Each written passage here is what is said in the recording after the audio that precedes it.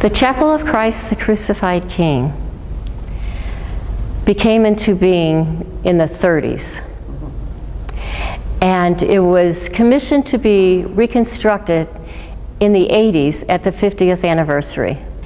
And then to get the local artist who's so famous, Rodney Winfield.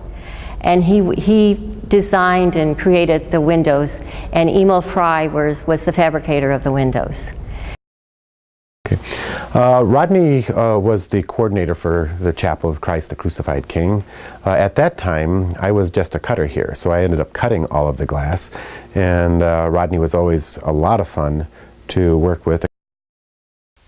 One of the things I did more recently was a little chapel of the St. Louis University Hospital's chapel, and there they wanted me to meet the requirements of the chapel. The chapel was made to look like Sainte-Chapelle. So I had all these windows to look like Sainte-Chapelle. Well, I knew Sainte-Chapelle because I'd lived in Paris. Well, the chapel, as you've seen, is a very gorgeous rendition of basically a miniaturization of the cathedrals in Europe, all set in carved stone and all. But the stained glass never occurred when it was built in the late 1800s, and it just had, for the longest time, generic diamond-shaped windows. So Rodney, we sometimes tease as being our having a pointed head, because he's more the Gothic artist here at the studio amongst all the artists that are here, and so he kind of fell to be the natural one to design this.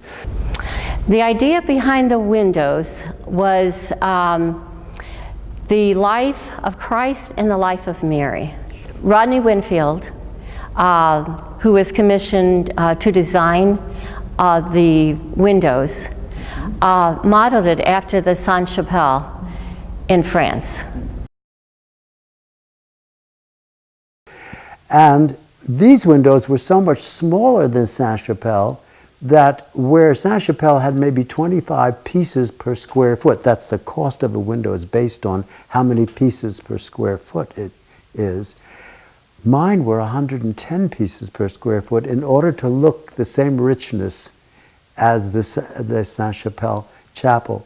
So I had a great time doing this chapel. Well, he was totally involved, and he was at the meetings to get the actual events of Christ and Mary's life just right, so that he could make those windows just perfect. His positive effect on everything, that the way it looked then with everything having to be done, was like one of those old European chapels. Occasionally he had some rather strong opinions as to his particular favorites. One is that he does not like to use greens very often. So when we got involved in vegetation and all, if you look closely at there are sometimes purple bushes and a few other unusual shapes, which is actually part of the tradition of the Gothic style of stained glass. The Chapel of the Christ the Crucified King, to the people that come in to our hospital, and we have people of all races, all cultures. We are a hospital of diversity, all classes. All those people, when they come in their moment of crisis and chaos, they come to this beautiful sacred place and lay it all before the Lord. Well, it is a little bit interesting in that most people don't know that these windows are only 10 years old. They think they come from the 1800s. So in that regard, I think Rodney was extraordinarily successful. I don't know that anybody walking in there would have any idea that these are relatively brand new windows. If you come in here in the morning and you sit in one of those pews, when the sun is coming in the morning, you can just feel the rays of the sun coming in from the windows. You can feel all those colors penetrate you, penetrate your body and your skin, and it's such an inspirational moment.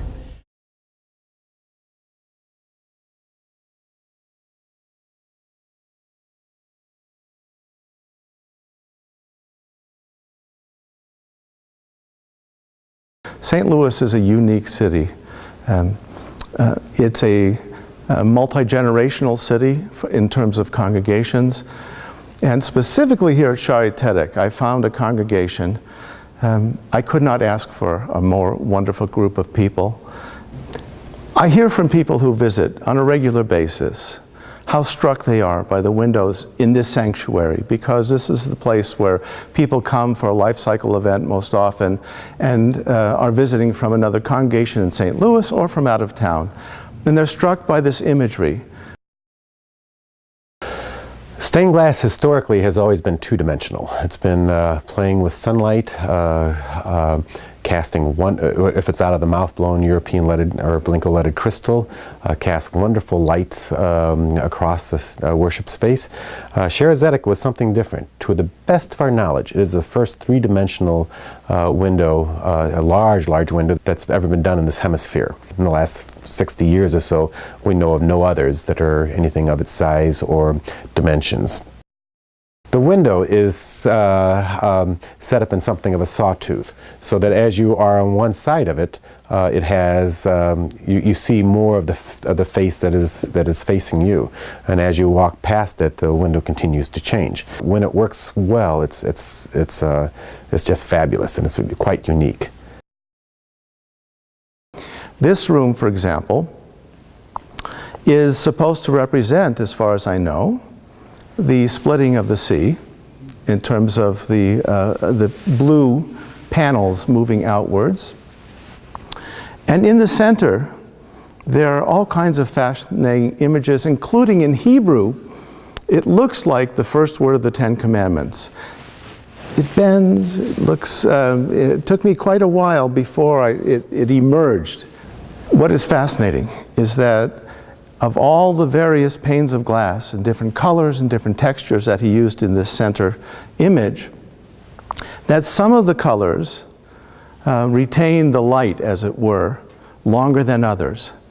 And so if it's gradually getting dark, certain panels get dark before other ones do. And especially on Yom Kippur, our most sacred day, which lasts until sundown, and we're fasting, and people are anticipating after a day of prayer when it's going to be over, this fast, when the service is going to end, when they're going to be able to go and break their fast. And we look at that window, and gradually the only thing left is the eye of the bird on the top, which is the only thing you can see, which gradually shuts, as it were. And we know that it will be very soon that we'll be able to sit down to a meal. It's really a very beautiful image, but it also engages people. For Yom Kippur, if nothing else, as people are hungry and they're tired and they just feel rotten sometimes on Yom Kippur afternoon, it's just something to look at. Now, 6.5 years ago, when my mother passed away, she passed away in August. In November, we had scheduled already one of my teachers to come in to be a scholar in residence to speak about mysticism.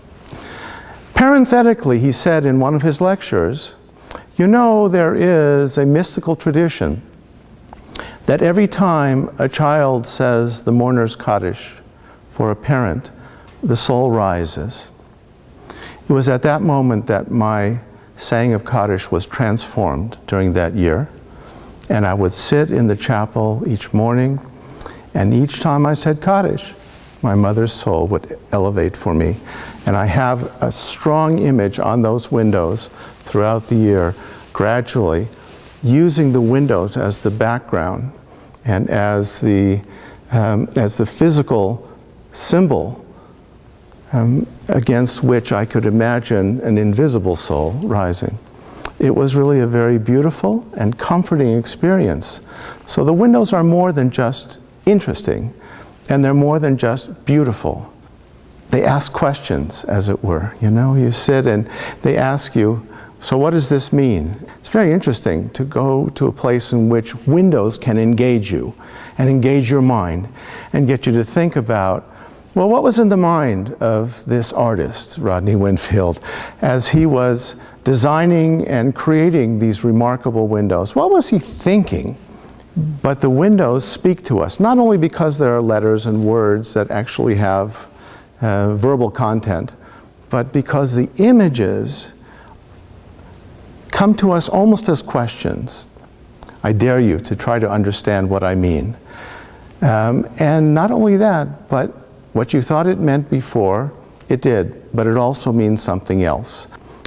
I have been here almost 10 years and I don't begin to tire of them. And I'm looking forward to many, many more years of watching those windows and to discovering so much more in those very rich symbols, in the textures and the various colors that are such a beautiful adornment for this congregation. But more than an adornment, it really helps to identify who we are in St. Louis and as Jews, for that matter, in the entire region.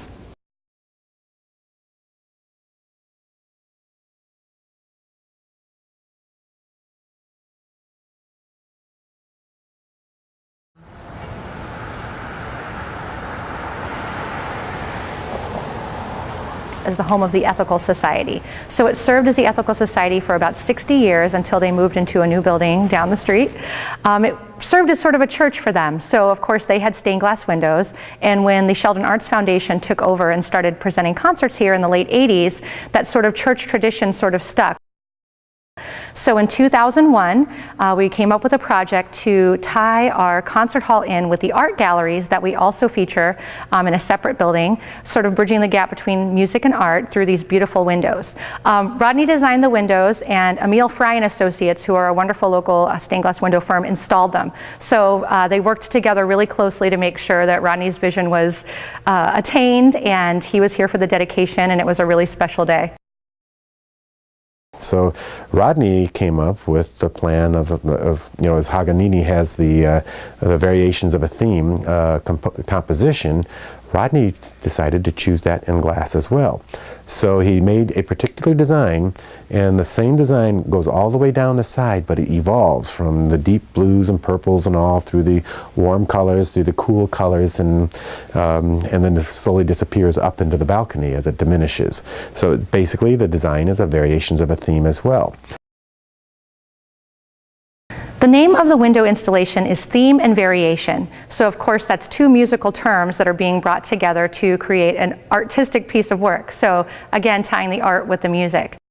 Rodney also used all kinds of gold leaf and silver, real silvers and all, that he fired into the glass, and applied three-dimensional jewels on the surfaces of the glass that also were painted silver that reflect light in many different directions, because this place is generally used at night, which at that point stained glass looks black. It has no color. So how do you add interest to the interior in a time during a craft that doesn't normally accept color or interest in light? The public reaction to the windows has been wonderful. People who had been coming to the hall for years and never really noticed that we even had stained glass windows before were amazed by the new installation and have loved them. And many of them come back during the day to come in and sneak a peek at them in their beautiful daytime glory. But everyone has just loved them, and they really are an extra piece of artwork that people come to see.